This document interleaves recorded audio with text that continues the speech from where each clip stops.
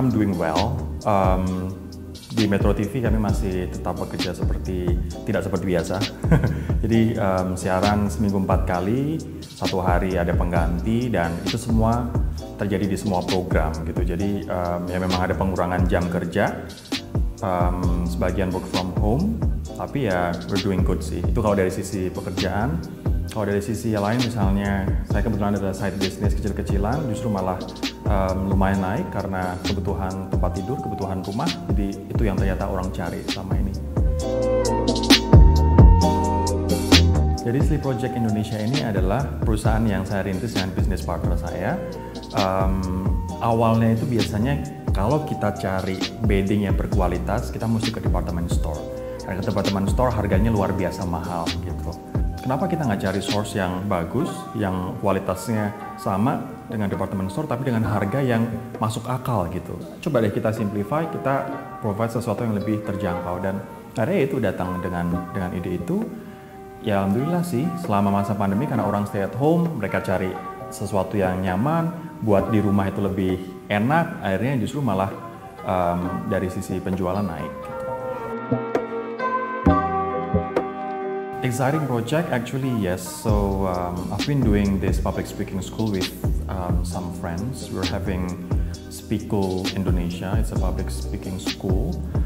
Sebelum pandemi, klien-klien kami biasanya korporat ataupun pribadi, mereka memilih kami untuk memberikan pelatihan, entah itu public speaking, entah itu branding, atau entah itu media relations, how to handle the media, dan lain sebagainya. Kebetulan karena pandemi ini kami harus menyesuaikan diri, yakni dengan Zoom. So almost all businesses are suffering, including public speaking industry, business. Tapi ya we have to find a way sih untuk how to make things work. Yang saya akan punya ke depan ya masih akan melanjutkan Speakul ini karena baru 1 tahun, dan we're aiming to be one of the biggest because we have the potential, we believe, dan gedein Sleep Project ini sih. I think itu kayak backbone sih ya. Kayak misalnya kita manusia itu core-nya gitu. Tapi jangan lupa bahwa public speaking dan juga presenting is not about speaking per se. It's not about ngomong aja, enggak. Tapi ada satu hal yang orang kadang-kadang nggak inget atau orang kadang-kadang nggak memperhatikan, yakni listening. So public speaking to me not only about speaking but also listening. Begitu juga dengan presenter.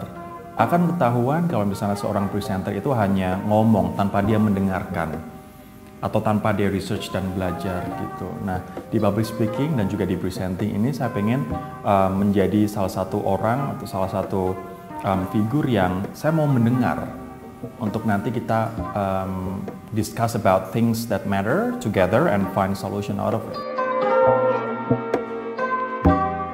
Sekarang kan bukan mulutmu harimaumu, tapi jempolmu harimaumu sekarang kan. Kebanyakan masyarakat saat ini punya mindset untuk asal cepet, asal post pertama, asal sharing, tanpa mereka memperhatikan itu.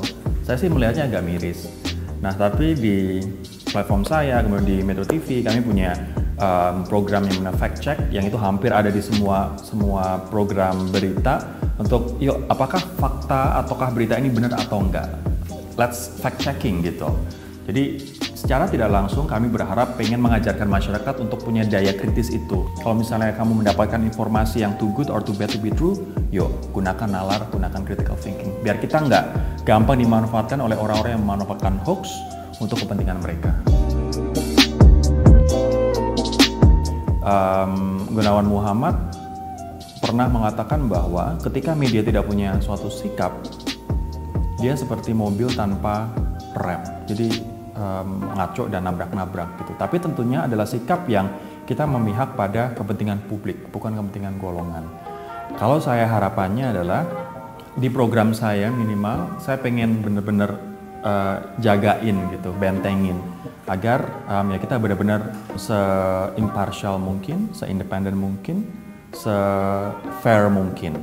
Saya berharap juga masyarakat pun melihat suatu pemberitaan juga dari beberapa angle yang berbeda, sisi yang berbeda. Jangan mudah percaya. Sekali lagi sih, kalau kita melihat suatu berita, suatu informasi, kita harus menggunakan critical thinking ability karena kita punya kemampuan itu dan kita harus mengasah kemampuan itu gitu sih. Learn to listen sih. Gitu. Itu ternyata saran terbaik yang pernah saya dengar dan penting banget buat saya pribadi, pengembangan saya sampai saat ini. Terus as simple as jangan menyerah sih, karena saya punya dream sama saya punya destination, ya akhirnya jangan menyerah untuk mencapai ke destinasi sana. Itu pun juga berlaku untuk presenting. Saya tidak sekedar menjadi presenter berita, bacain berita, tapi saya harus punya impact. Ya mungkin Alam punya caranya sendiri untuk membersihkan dirinya sendiri ataupun mengubah cara hidup kita selama ini yang salah gitu. Kalau saya sih melihat dari positive sides. Sesimpel misalnya saya sekarang bisa menikmati yang namanya tinggal di rumah. Oh ternyata saya bisa tinggal di tempat seperti ini, saya punya ini, punya itu saya bisa menikmati. Saya belajar masak lagi. Kemudian my sense of empathy ke orang-orang yang terdampak, small businesses gitu yang hampir collapse itu sekarang tumbuh berkali-kali lipat. Jadi saya memanfaatkan sosial media saya untuk membantu UMKM ini. Pun ya alhamdulillah karena bisnis saya bedding, orang juga cari bedding buat lebih nyaman, akhirnya naik gitu. Sebenarnya kalau misalnya dilihat hal positif ini jauh lebih banyak daripada yang negatif.